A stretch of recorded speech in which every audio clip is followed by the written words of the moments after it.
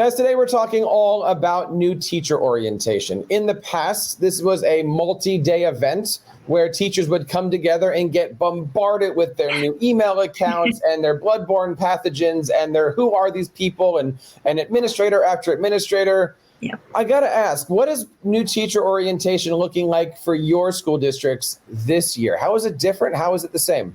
Sadie, what do you think? What's going on with you?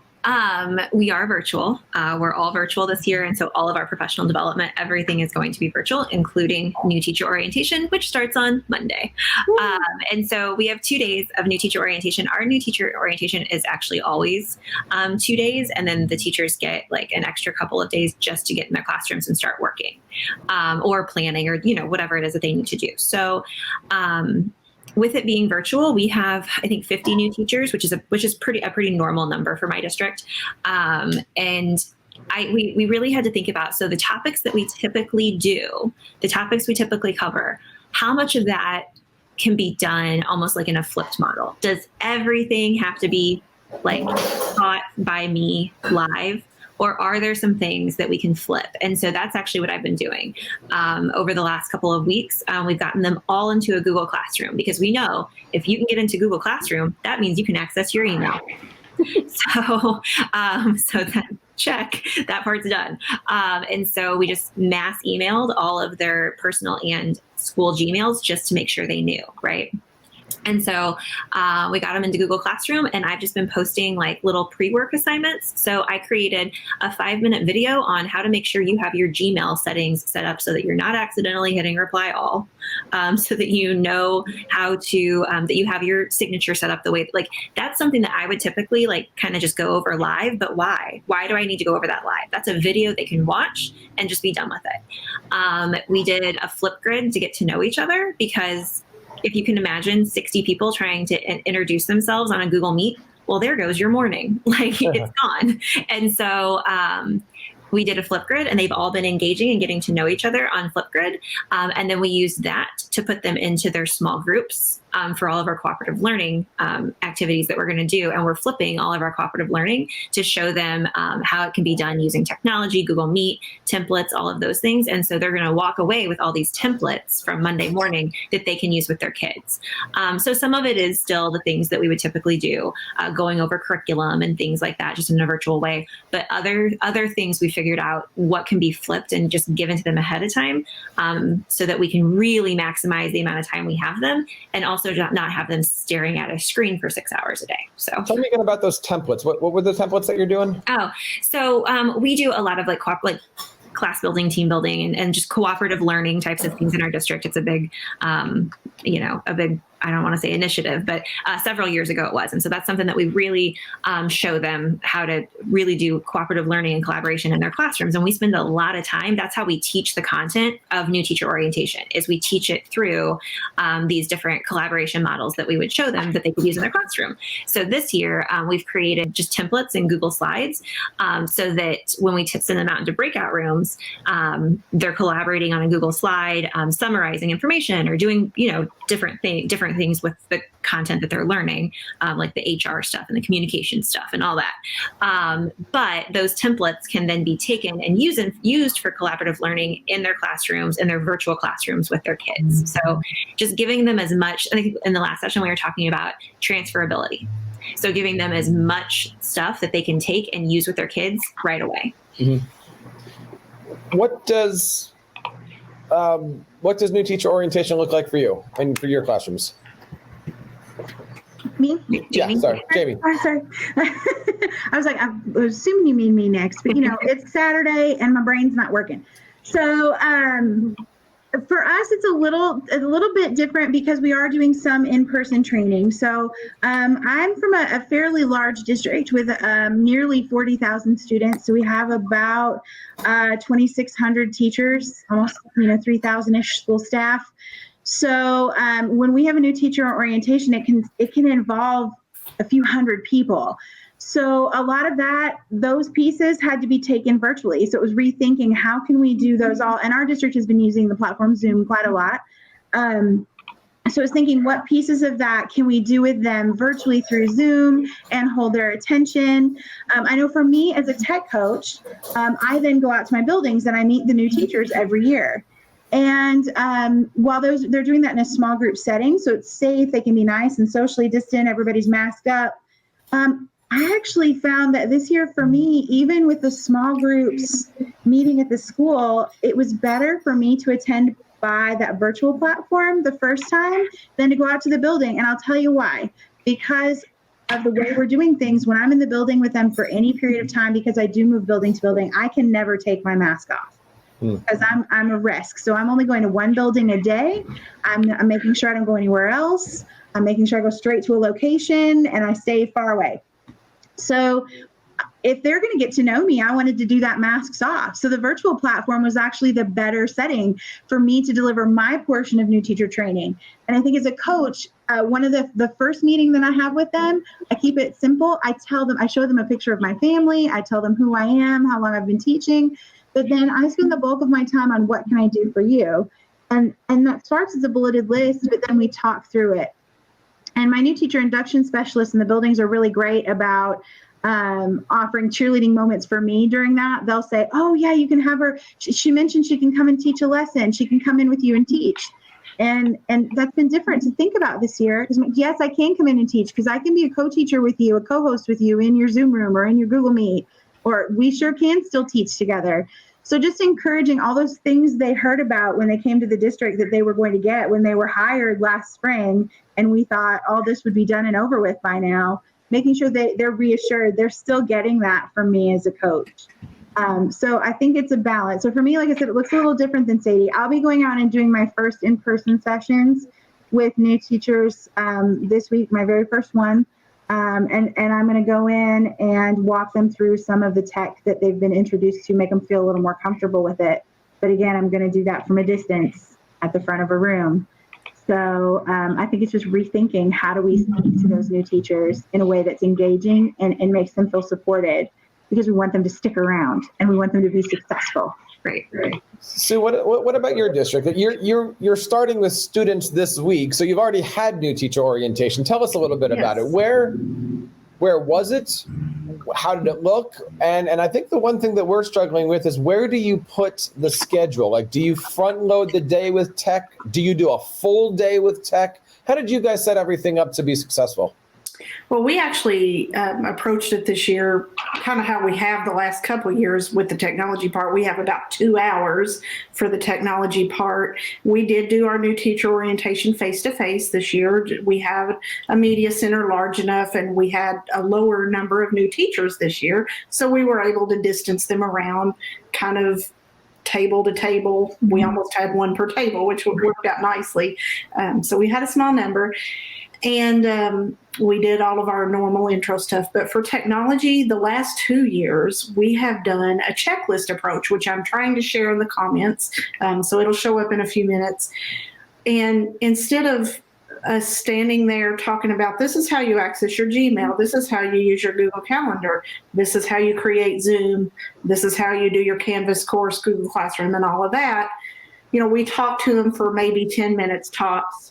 Then we turn them loose for the rest of the hour and a half, and they have to complete that checklist with us there available.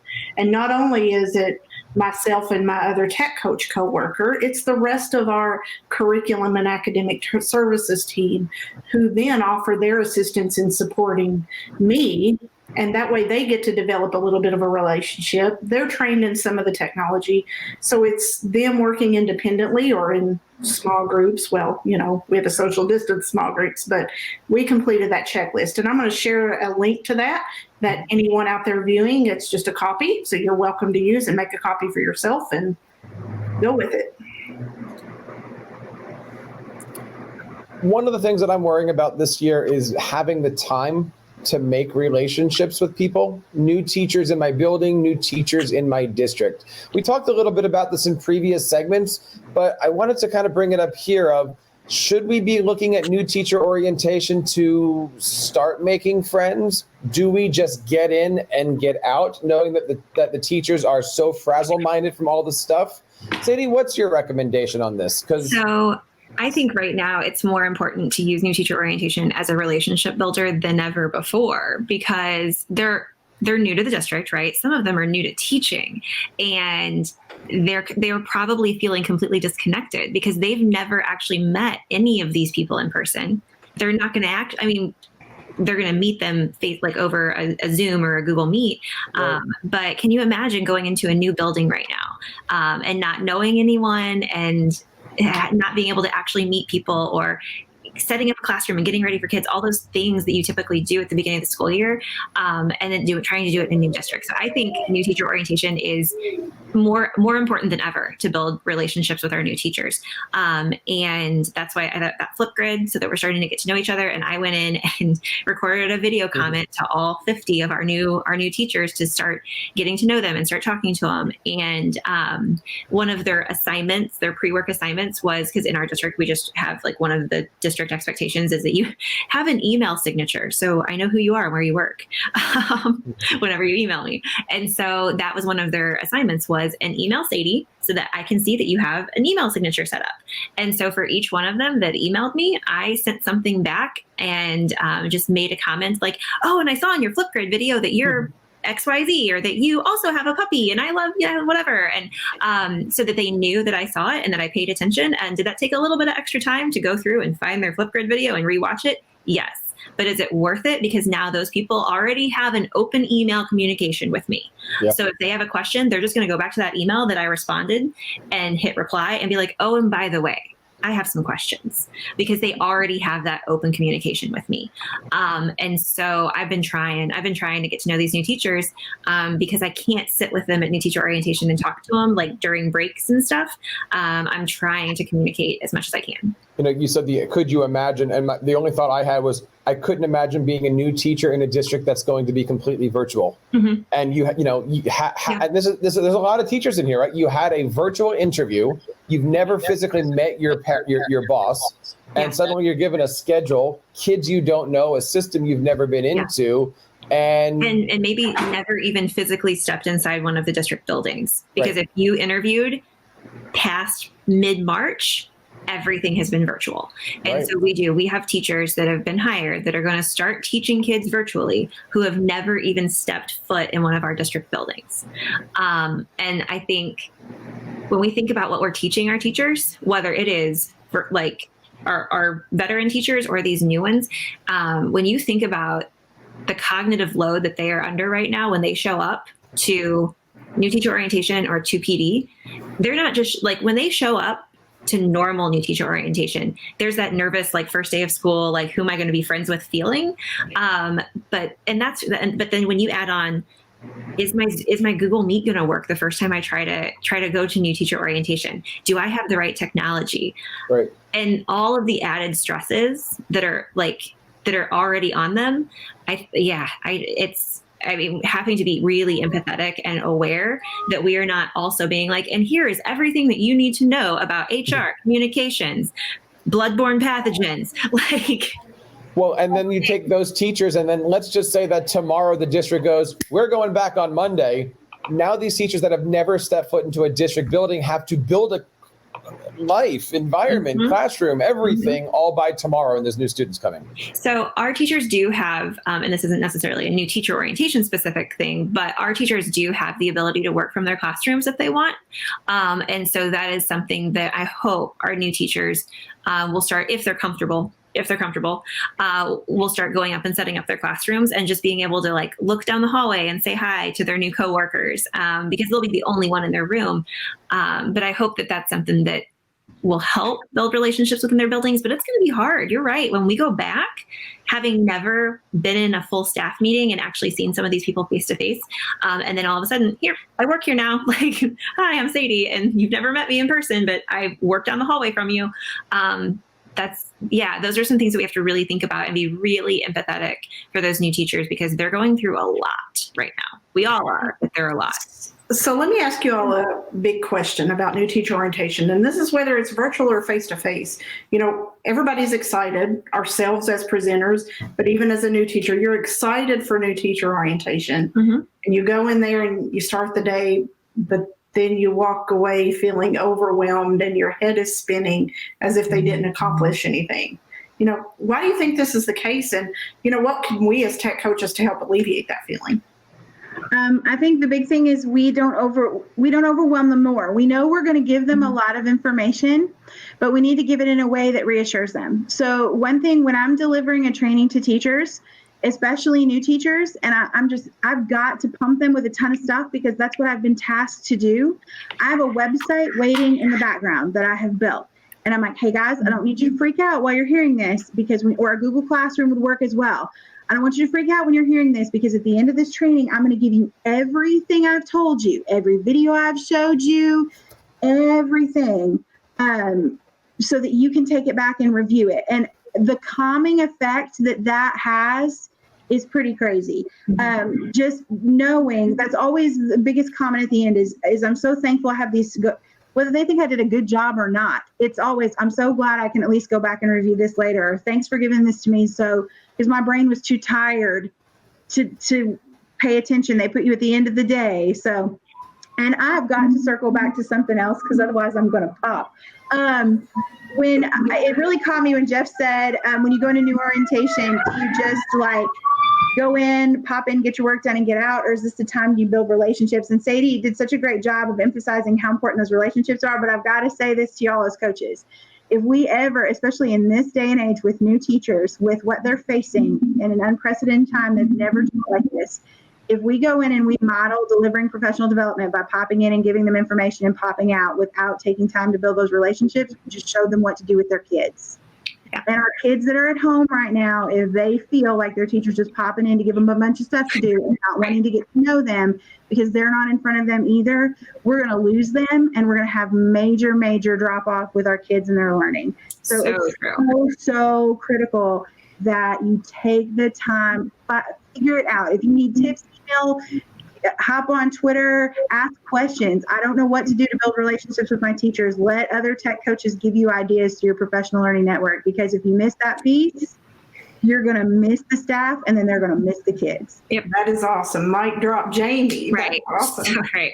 And I mean, that's I think why, like, we've really stripped down new teacher orientation a lot this year, on like, what do they need to, and this just goes for everybody, I think, but like, what do they need to know on to be successful the first couple of days of school? Like, some of the other stuff can come later. Do we need to fill them full of all, like, do they need to know how to log in and do their professional growth plan, their educator growth plan right now? No. Why would we cover that right now? Like, their mentor or me or somebody can do that with them later, because that is not in order to be successful with you and your kids on day one. What is success on day one is knowing the basic tech that's going to get you through that day and knowing it well. Not just like, yeah, I kind of know how to use Google Meet. Like, no, like, I can use it. Mm-hmm. And then what am I going to do on those first couple of days to get to know my kids and let my kids get to know one another and help them understand like our virtual classroom norms and expectations and like all those things. Yeah. And everybody's, I think, is so focused on content right now. And, well, where do I find my curriculum, or how do I do like summative assessment and like all these things right now? And like, why? You going to do that on day one? No. Let's talk about what it's going to take to be successful. For us, we have a 4-day school week, the first day of school. So we start on a Tuesday. It's first 4 days. What do we need to do those first 4 days? What is our instructional plan for the first 4 days? And we're actually setting up instructional plan with activities and everything for 2nd grade, 5th grade, middle school, and high school, just because some people don't even know where to start. And so I've gotten together with some of our teachers, and they've basically just laid out all in the same template, but laid out, this is what my first 4 days would look like. Here's how I would structure all of my time. This is when my kids would go off and work independently, just to help people start to wrap their brain around those first 4 days. You've been listening to the TeacherCast Educational Network, hosted by Jeff Bradbury. Please reach out to the show with all of your questions on Twitter @TeacherCast or online at www.teachercast.net. Be sure to subscribe to our podcast so you don't miss any future episodes. And please take a moment to write a review in the App Store.